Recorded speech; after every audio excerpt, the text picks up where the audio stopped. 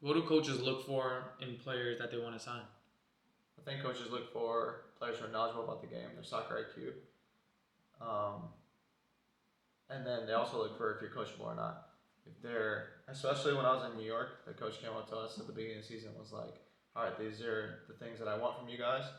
We're gonna do preseason like the first couple weeks to do it. If you guys don't know how to do it, then you guys are gonna get traded or you guys are done. You guys aren't playing and stuff." So that's at the highest level. Like obviously, it's not gonna be like that at the lower levels, but I think learning that at a younger age is definitely gonna be beneficial. Um, and then the third one I think is hard work, work rate. I've had coaches as well say that they'd much rather have someone who's a hard worker than someone who's talented. I remember for me at least, that helped me get some game times whenever it was a close game and there was another player that was more talented than I was. I was off the bench before him just because I could defend better and was tactically better.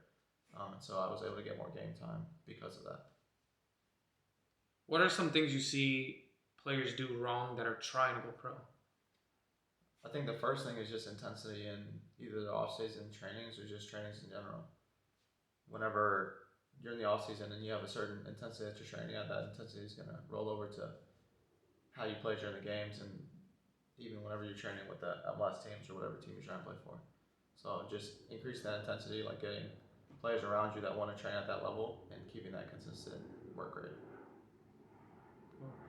And for you in your career, what helped you with burnouts? The first one was just identity. Whenever I was younger, I was consumed with soccer, and too much of anything isn't a good thing. So, what I learned whenever I guess, was growing up and had more years under my belt was just kind of taking a step back from the game and learning that I'm not a soccer player. Like that's not my identity. And just if I had a good training session, have a bad training session, like that was left at the facility. So that helped me having a good support system around me, my friends, family, definitely helped me in that aspect with injuries, and then also just having a positive mindset. I know it's having the locker room camaraderie and the team chemistry and stuff is what you look forward to as a professional soccer player. Being injured, going into training early, and kind of being on your own and stuff definitely doesn't help your mental health. But keeping that positive mindset and knowing that I guess the players are around you to help you is what helped me.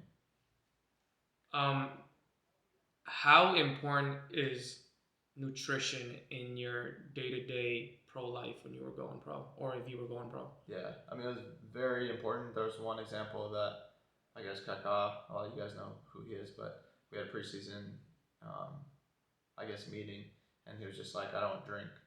He was like, the reason I don't drink is because I know it's bad for recovery and everything, and especially when I'm injured, like I want to get back on the field as quickly as possible. And so, just those little things about nutrition and health and making sure you're completely fit to play and the best that you can be is available to your coach, and you're not available if you're injured. So, nutrition, I guess, learning the ins and outs of that and like how that helped me and like how I could shape certain diets that would help me perform is what I learned along the way. And I guess teaching that to the younger groups to learn at a younger age is important.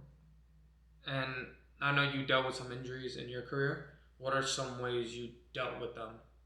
Yeah.